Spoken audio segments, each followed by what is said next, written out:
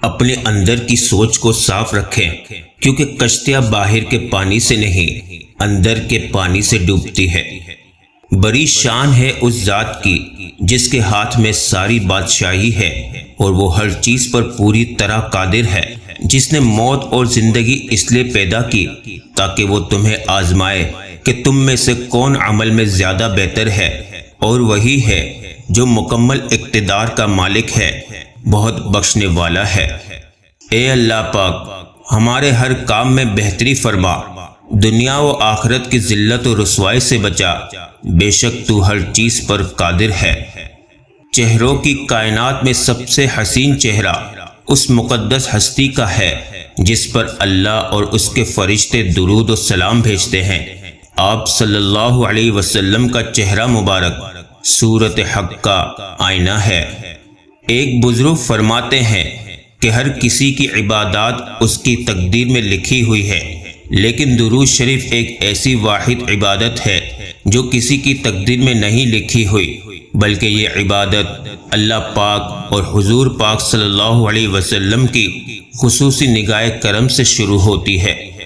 صبر کر لو، یہ سوچ کر کہ جو کچھ بھی ہو رہا ہے اسی میں اللہ کی حکمت اور تمہاری بہتری ہے۔ سجدہ کرنے سے انسان میں عاجزی پیدا ہوتی ہے، اور عاجزی اللہ تعالیٰ کو بہت پسند ہے۔ ڈھیروں الفاظ اور لمبی وضاحتوں کی کیا ضرورت کہ روح کے سکون کو اور زخموں کو بھرنے کو میرے رب کا نام ہی کافی ہے۔ اگر اللہ آپ سے انتظار کروا رہا ہے تو اس سے زیادہ حاصل کرنے کے لیے تیار رہیں جو آپ نے مانگا تھا۔ اے اللہ، میری مدد فرما کہ میں تیرا ذکر کروں اور تیرا شکر ادا کروں اور تیری اچھی عبادت کروں۔ عرش والے سے رابطے مضبوط ہو تو فرش والے کچھ نہیں بگاڑ سکتے، اور یقین کریں اللہ پاک وہاں سے دروازہ کھولتے ہیں جہاں سے گمان بھی نہیں ہوتا۔ خوشگوار اور مطمئن زندگی گزارنا چاہتے ہیں تو لوگوں سے نہ جیتیں، ان کے دل جیتیں، لوگوں پر نہ ہنسیں، ان کے ساتھ ہنسیں۔ تم اپنی اولادوں کو قرآن پاک سکھاؤ، قرآن تمہارے اولادوں کو طرز زندگی سکھا دے گا۔ مجھے اپنے والد کے لیے اسٹیٹس لگانے کی ضرورت نہیں، کیونکہ آج میرا جو اسٹیٹس ہے میرے والد کی ہی بدولت ہے۔ یہ فرق کیوں؟ بچہ اسکول نہ جائے تو ڈانٹ پڑتی ہے، اور نماز کے لیے مسجد نہ جائے تو کوئی بات نہیں۔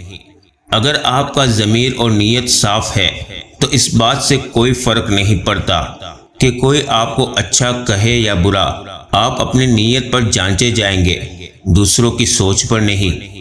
جہاں چھوٹوں کی زبانیں بڑی ہو جائیں وہاں بڑوں کے رتبے ختم ہو جاتے ہیں۔ انسان کو کسی حد تک اکیلا رہنا بھی سیکھنا چاہیے، کیونکہ کیا پتہ کون کب کہاں ساتھ چھوڑ جائے۔ علم یہ ہے کہ آپ کو معلوم ہو کہ کیا کہنا ہے، اور حکمت یہ ہے کہ آپ کو معلوم ہو کہ کب کہنا ہے۔ ہزاروں ڈگریاں لے کر علم پر دسترس پا کر چھلکتے لفظ آنکھوں سے نہ پڑھ پاؤ تو جاہل ہو۔ ادب اس مقام تک لے جاتا ہے جس سے علم بھی لا علم ہوتا ہے۔ دعا کے وقت آنکھوں کا بھر آنا قبولیت کی سب سے بڑی دلیل ہے۔ ایک وہی ذات ہے جو سنبھالے ہوئے ہے کہ بے قرار سے رہ کر بھی برقرار ہیں ہم۔ جب آپ مشکلات میں ہوتے ہیں تو آپ اکثر سوچتے ہیں کہ اللہ کہاں ہے۔ یاد رکھیے، امتحان کے دوران استاد ہمیشہ خاموش ہوتا ہے۔ بے شک نماز ہی بہترین ساتھی ہے، دنیا سے قبر تک، قبر سے حشر تک، اور حشر سے جنت تک۔ بے شک اللہ کے ذکر میں دلوں کا سکون ہے۔ اللہ کو اپنے بندے سے یہ سننا پسند ہے، غلطی ہو گئی مولا معاف کر دے۔ جو مل رہا ہے وہی تمہارے لیے بہتر ہے، تم نہیں جانتے لیکن دینے والا خوب جانتا ہے۔ اللہ کی محبت کا سفر بہت حسین ہے، جو اس سفر کا مسافر بن جاتا ہے، جو اس سفر کا مسافر بن جاتا ہے نا، پھر اللہ اسے بھی اندر باہر سے حسین کر دیتا ہے۔ نماز میں اپنا دل لگانا سیکھو، تاکہ اللہ بھی راضی رہے اور دل کو بھی سکون رہے۔ یقین کرو، نماز پڑھنے لگ جاؤ، اللہ تمہاری ساری مشکلیں حل کر دے گا۔ تم خوش ہو یا تکلیف میں، سب سے پہلے اپنی بات اللہ کو بتایا کرو۔ مسکرائیں اور کہیں الحمدللہ، آپ کی زندگی لاکھوں سے بہتر ہے۔ اللہ کو بہت پسند ہے جب تم دنیا سے نہیں اس سے مانگتے ہو۔ سب سے خوبصورت عمل ہے ہر پل اللہ کا شکر ادا کرنا۔ جنہیں مقدر لکھنے والے رب پر یقین ہوتا ہے، بے شک ان کا نصیب بھی حسین ہوتا ہے۔ اللہ کا شکر ادا کرنے والا کبھی مایوس نہیں ہوتا۔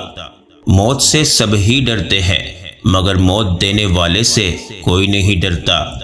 مشکل وقت میں ہمیشہ دعا مانگو۔ جہاں انسان کا حوصلہ ختم ہوتا ہے، وہاں سے اللہ پاک کی رحمت شروع ہوتی ہے۔ اللہ سے اصل محبت تو اس کے فیصلوں پہ راضی ہونا ہے، دل کی خواہش ہو یا نہ ہو۔ دل بنانے والے کی مرضی کو سب سے مقدم رکھنا چاہیے۔ زندگی میں ہمیشہ وہ لوگ پرسکون رہتے ہیں جو پوری نہ ہونے والی خواہشوں سے زیادہ ان نعمتوں پر شکر کرتے ہیں جو انہیں اللہ نے عطا کی ہے۔ اگر کچھ لینے کی خواہش ہو تو بزرگوں کی دعا لو، اگر کچھ دینے کی خواہش ہو تو اللہ کی راہ میں دو۔ صرف ایک کن کی دیر ہے، پھر تمہاری ہر دعا قبول ہو جائے گی، اور یہ دیر تمہارے حق میں بہتر ہے، کیونکہ رب کے فیصلے ہمارے حق میں کبھی غلط نہیں ہوتے۔ اور جب اللہ کا کرم ہو جاتا ہے تو سالوں کی محنت کا پھل لمحوں میں ملنے لگ جاتا ہے۔ نماز کے لیے دنیا کو چھوڑ دو، لیکن دنیا کے لیے نماز کو نہیں چھوڑو، یہی تمہاری اصل کامیابی ہے۔ انسان کو کبھی بھی اپنے مخلص، پازیٹیو، ہمدرد ہونے پر افسوس نہیں کرنا چاہیے۔ ان سب خوبیوں کا صلہ اسے اگلے جہاں میں ملنا ہے۔ ان اوصاف پر خود پر فخر بھی نہیں کرنا چاہیے، بلکہ الحمدللہ کہنا چاہیے کہ ہم بہترین خوبیوں کے مالک ہیں۔ اللہ بے خبر نہیں ہے، وہ واقف ہے تمہارے صبر سے۔ بچپن کی وہ نماز یاد کرو جب اگرچہ پڑھنے کا طریقہ نہیں آتا تھا، لیکن یہ یقین تھا کہ اللہ سب دعائیں سنتا ہے۔ بس وہی معصوم لیکن پختہ یقین اب بھی رکھو، دیکھنا تمہاری ہر دعا قبولیت تک پہنچ جائے گی انشاءاللہ۔